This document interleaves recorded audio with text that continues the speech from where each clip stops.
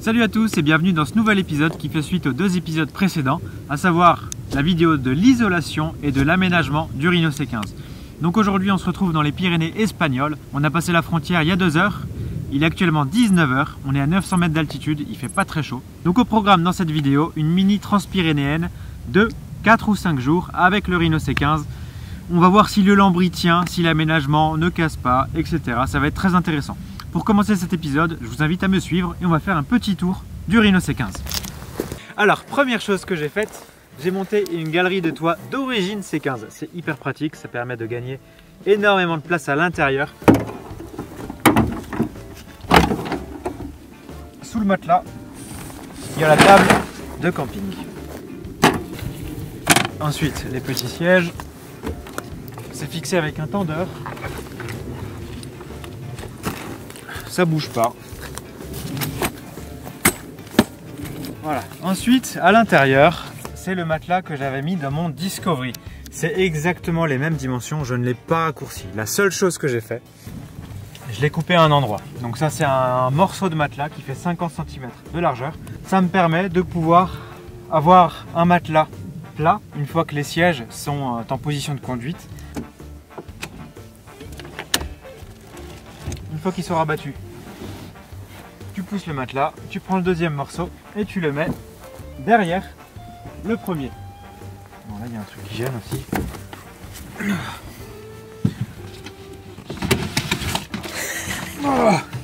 Non, ça c'est la réserve d'eau, j'avoue que c'est pas encore hyper pratique. Notre voyage là, il va nous permettre de voir vraiment ce qu'il faut améliorer. Et le stockage de l'eau, ça fait partie des choses à améliorer. Ensuite, on a les 2 tiroirs principaux. Bon, attends, on va préparer l'apéro tout de suite. Dans la devanture de ce tiroir, normalement il y a un frigo. J'ai pas eu le temps de le mettre avant de partir parce qu'il me restait un paquet de choses à faire. Donc il n'y a pas de batterie additionnelle, les spots ne sont pas fonctionnels, il n'y a pas de prise USB à l'arrière, etc. Donc pour les boissons fraîches, en Espagne on peut acheter des petits sachets de glace et c'est hyper pratique pour rafraîchir les boissons. Donc là on a de la bonne bière bien fraîche. Voilà, ça va être nickel. Normalement jusqu'ici c'est le frigo. Donc là aujourd'hui on a nos vêtements. Ensuite c'est le coin mécanique. J'ai une caisse à outils avec toutes les douilles, tous les outils, les clés plates, les clés à pipe, etc. Et puis ici on a les huiles, le matériel de pêche bien évidemment, parce qu'on a un C15, c'est pas pour rien. Tout ce qu'il faut pour pouvoir se dépanner tout seul. Qu'est-ce que je peux vous dire d'autre? Ah oui, pour la douche, comment on fait pour la douche? Parce que là on a pas mal roulé, on a un petit peu chaud. Enfin on a eu chaud, maintenant il fait frais mais... Alors normalement j'ai une douche Decathlon à pompe, donc tu mets de l'eau dedans, tu mets de la pression et ensuite avec le petit bouton tu actives l'eau sous pression. Mais vu que je l'ai oublié, j'ai mis 3 bouteilles d'1,5 litre sous le capot. Les bouteilles ne tombent pas, il n'y a rien qui bouge, elles sont bien calées. L'eau, franchement, elle doit être à 38 degrés là. Il y a l'apéro qui me nargue là. Ça, c'est 2 petites bouteilles. Sur celle-ci, j'ai fait 3 petits trous.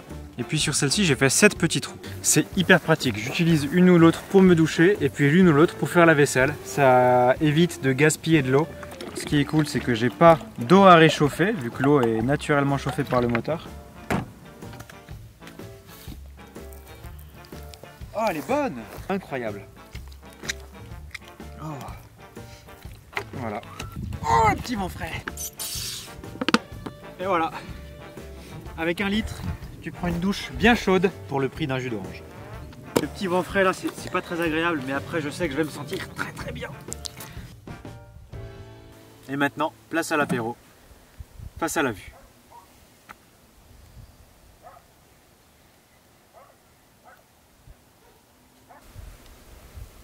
Ah, ça fait du bien! Bon, on vient de se réveiller, on vient de prendre le petit déjeuner, on a commencé à ranger. Alors petit retour sur l'isolation, on a très bien dormi. Cette nuit il a fait assez frais, on n'a absolument pas senti la fraîcheur à l'intérieur du Rhino C15. Donc on a vraiment très bien dormi. Seul petit bémol, ce matin on a été réveillé par le soleil qui traverse le pare-brise et les 2 vitres avant qui sont pas isolées. Du coup toute la chaleur rentre et stagne à l'intérieur du C15. Donc ce sera un point amélioré pour plus tard. Les vitres arrière sont isolées mais pas le poste de pilotage. Au niveau de la condensation, il n'y a pas eu une goutte à l'intérieur du C15. Pour info, on dort avec les deux vitres avant ouvertes de 4-5 cm chacune pour que ça fasse une petite circulation d'air. Et vraiment absolument aucune humidité. Donc franchement, moi pour l'instant, je suis très satisfait de l'isolation que j'ai fait. Maintenant, on va pouvoir finir de ranger et puis on va attaquer la matinée avec, je crois qu'on a 80 km de piste pour passer un col de montagne qui monte à 1300 je crois mètres.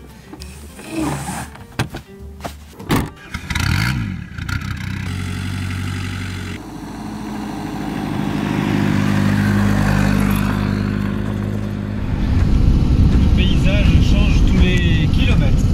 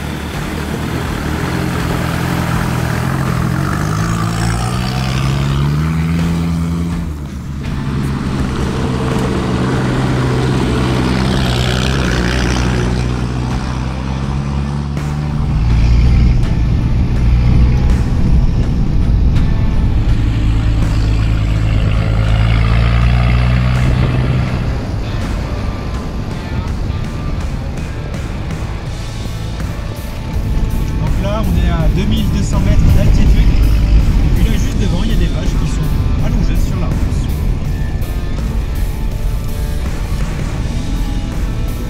Elles connaissent les C15, elles ont l'habitude, elles sont là.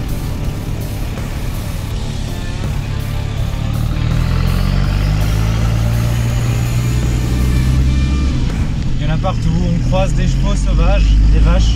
Le C15 se comporte à merveille, les suspensions sont hyper souples. Vous vous rappelez, dans un épisode précédent, j'avais démonté la barre stabilisatrice à l'avant.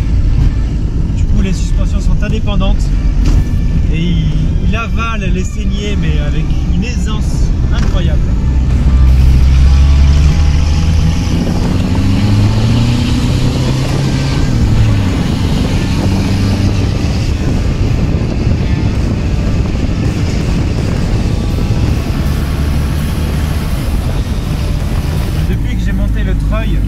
En été et dans l'école, le refroidissement est pas bon. Du coup, le C15 chauffe assez facilement.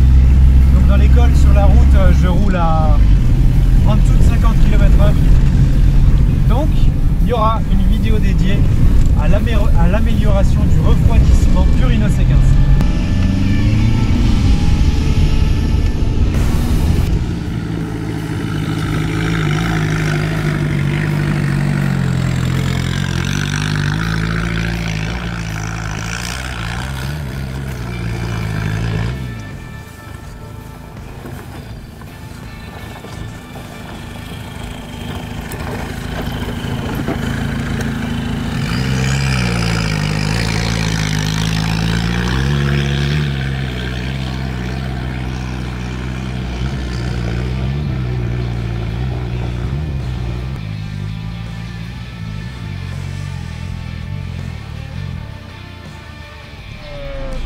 Voilà, on vient de passer Andorre, on est à 2100 mètres, on vient de tout monter d'un coup et le moteur s'est étouffé tellement c'est raide, donc je vais devoir l'attaquer avec un peu plus d'élan.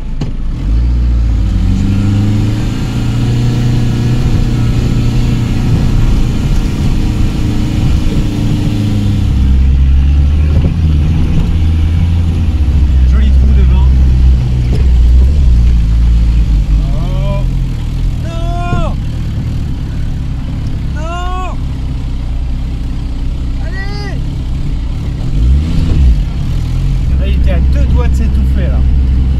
Et le moteur est à 103 degrés, ça chauffe, hein, ça chauffe fort.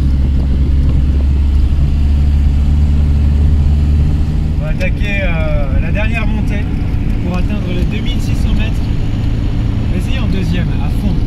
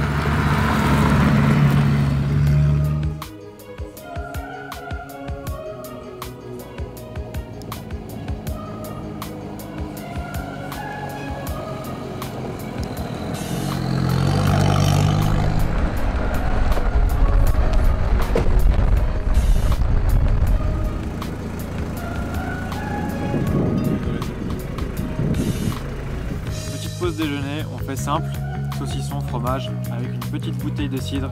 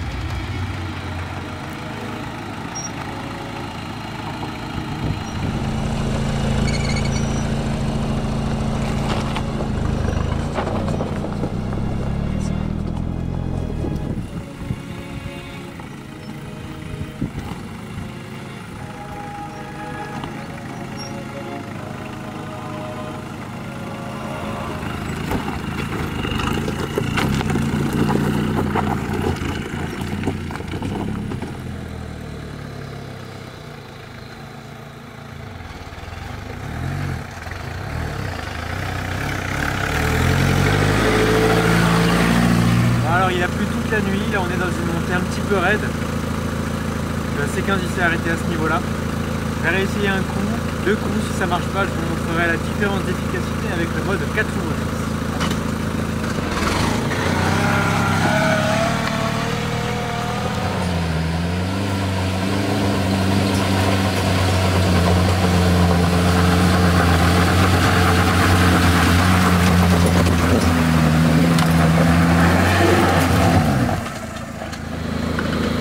On va essayer en 4 roues motrices.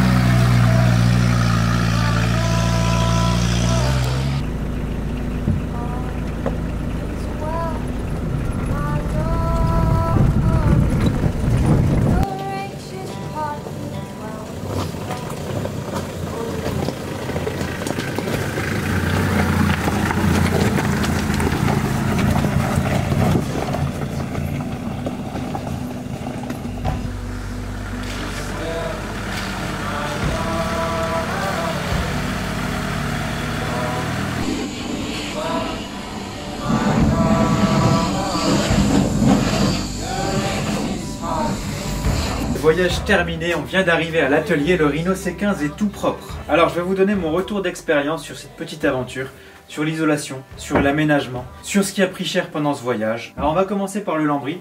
Déjà je suis hyper agréablement surpris, je pensais qu'avec tout ce que je lui mettrais dans la gueule, le lambris se ferait la malle, mais il n'y a rien qui a bougé, il n'y a pas une vis qui a sauté. Donc vraiment, ça c'est top. Maintenant, l'isolation. Alors, avec le peu de recul que j'ai, je ne suis pas parti de moi avec, j'en suis quand même très satisfait. Il n'y a pas de condensation, il n'y a pas d'humidité. Quand il fait chaud, ça garde la chaleur à l'extérieur pendant plusieurs heures. Quand il fait froid, la fraîcheur ne rentre pas à l'intérieur. Aujourd'hui, j'en suis satisfait. J'ai eu l'expérience quand on était garé au soleil pendant plusieurs heures. L'isolation a accumulé toute la chaleur et en fin de journée, quand tu recherches la fraîcheur, eh bien l'isolation recrache la chaleur à l'intérieur du véhicule et donc tu es obligé de dormir avec toutes les portes ouvertes et ça c'est pas cool. Donc si tu veux isoler un véhicule pour partir uniquement en été, c'est pas nécessaire. parce que le soir, tu vas vouloir de la fraîcheur et ton véhicule, il va être trop chaud à l'intérieur. Ensuite, l'aménagement, j'en suis hyper content. Il était top, il était solide, pratique. Ah, tu peux appuyer, hein. Tu peux appuyer comme un porc même. Ça bouge pas. Donc ouais, franchement, rien à redire. Il faut juste que je le finisse du coup et que j'intègre le frigo à l'arrière et que je fasse l'électricité. Ça, vous le savez déjà. Alors maintenant, quelles sont les améliorations que je peux faire au Rhino C15 pour un usage voyage? Premièrement, il me faut plus de rangements, des petits rangements un peu partout. Je pense mettre des filets sur le lambris, sur les parois latérales, des filets peut-être sur les panneaux de porte à l'avant aussi, parce qu'en fait on a plein de petites choses qui traînent, les batteries des caméras, les chargeurs, les trucs, il y a plein de trucs qui traînent, et c'est désagréable d'avoir du bordel partout. Donc il faut des rangements. Deuxièmement, le stockage de l'eau. J'avais un jerrycan de 20 litres ici, entre le caisson de l'aménagement et le lambris. C'est vraiment pas pratique. Pour le sortir, il faut monter sur le lit, il faut le soulever, ça pèse trop lourd, c'est chiant. Il faut améliorer ce point-là. Troisièmement, il n'y a jamais eu de clim dans un C15. Quoique, je sais pas, peut-être sur les séries espagnoles et tout. Bon, bref, pas sur le Rhino C15. Donc, en été, ça serait cool d'avoir des films anti-UV sur les fenêtres avant et sur les fenêtres arrière d'ailleurs. Films teintés anti-UV.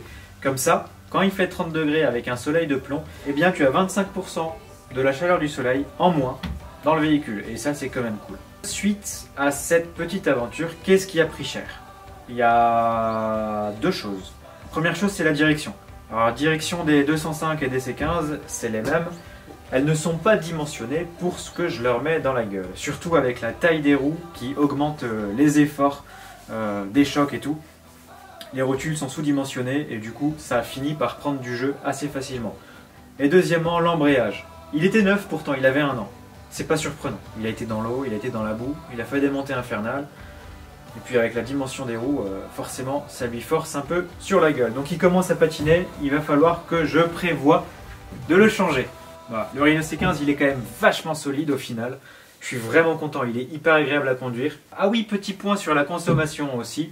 Sachant que j'ai roulé avec une galerie de toit, avec dessus une roue de secours, une boîte de transfert, un sac de voyage, et puis 2 sièges de camping. On a tourné à 8 litres d'eau au 100 km. C'est rien pour un véhicule qui a près de 30 ans, 4 roues motrices, et puis d'expédition quand même.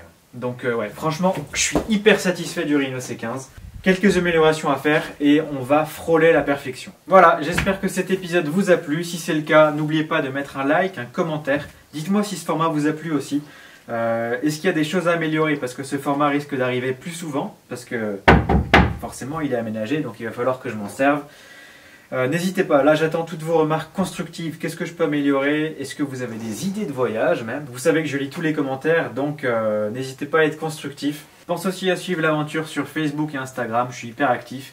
Il y a des choses que je monte là-bas et pas ici sur YouTube. Parce que tout simplement ça ne pourrait pas faire l'objet d'une vidéo. Et voilà, on se retrouve comme d'habitude dans la prochaine vidéo. Salut!